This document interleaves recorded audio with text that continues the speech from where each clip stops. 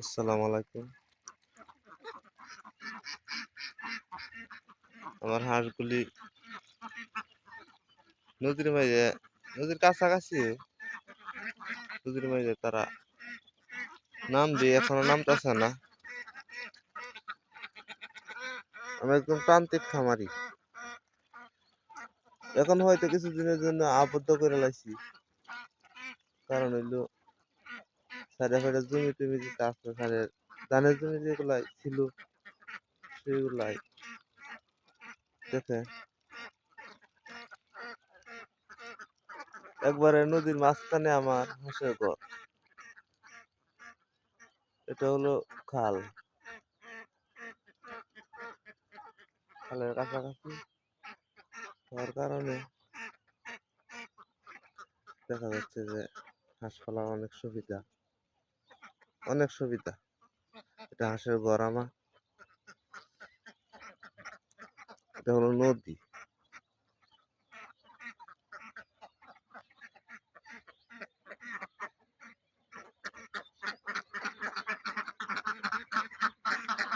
আসানসোলে দেখি আজকে কতগুলি ডিম পেরেছে।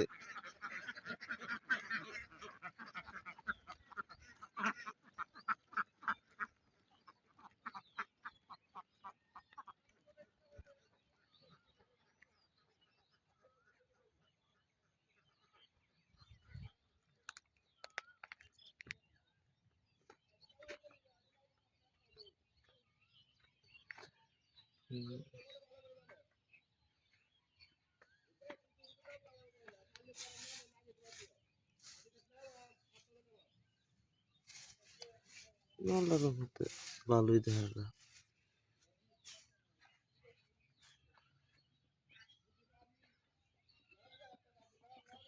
এখন 90% ডিম আছে আমার ফার্মে, এখন 90% ডিম আছে,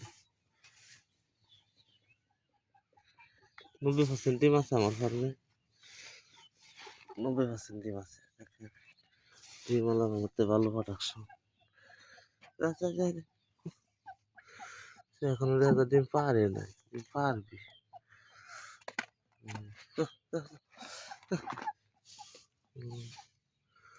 দেখেন 90% ডিম ফার্মে আছে, 90% ডিমে আছে, কমতি নাই আল্লাহর মধ্যে।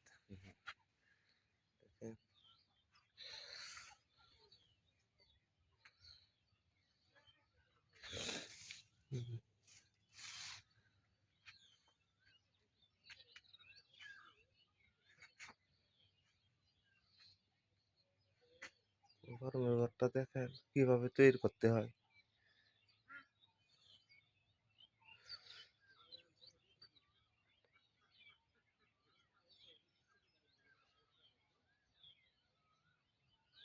হাঁস মাটির মাঝে পারা প্রযোজ্য না। হাঁস মাচা কইরা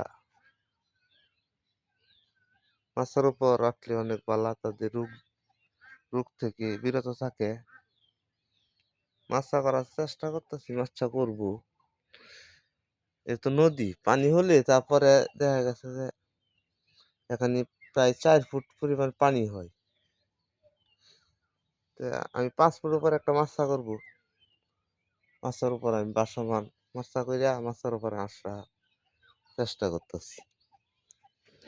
দেখেন আমার আল্লাহর মধ্যে আমার প্রোডাকশন 90% প্রোডাকশন আছে, এখন 95% ছিল। একটু গরমের কারণে একটু কমে গেছে, কারণ তাদের গরমে খাওয়া দাওয়া কম টানছে, কম টানার কারণে, খাওয়া দাওয়া কম টানার কারণে ডিমটাও কমে গেছে। দেখেন ডিম এদিকে আছে, সপ্তাহে ডিম পাইরা তারা রোকায় রাখে। দেখেন কিন্তু পাইরা তারা রোকায় রাখে। এটা যারা হাঁস পালন না করছে তারা বুঝতো না, এটা হাঁসের বৈশিষ্ট্য। ডিম পাইরা তারা রোকায় লাগবে, ডিম কোনো সময়, এটা আমি কোটা দিছি, কোটার ভিতর রোকায় রাখবি ডিম। এটা তাদের এই বৈশিষ্ট্য। দেখেন আমার,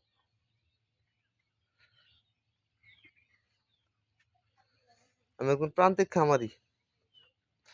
এখন কিছুদিনের জন্য আবদ্ধ করছি, কারণ জমি টমি রাখায় লাইছি, রাখানির পরে দেখা যাইতেছে যে জমির মাঝে রাখা সম্ভব না হাঁসগুলো।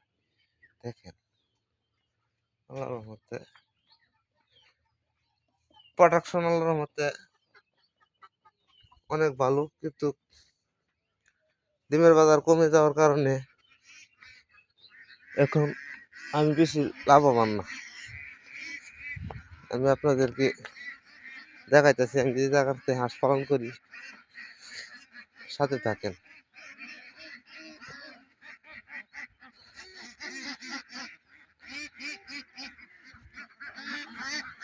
আমি যে জায়গাতে হাঁস পালন করি আমার সাথে থাকেন, আমি দেখাইতেছি এখন।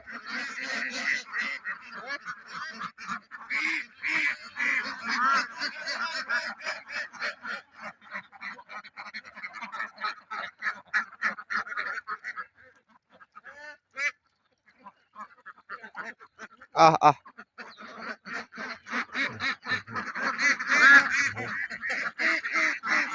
হাঁসগুলা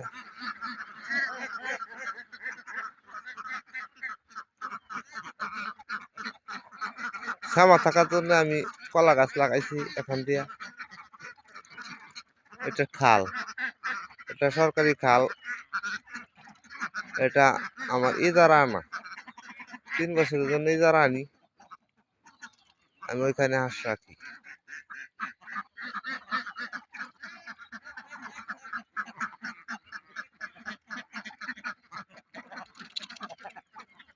দেখো খাওয়ার জন্য পাগল হয়ে গেছে।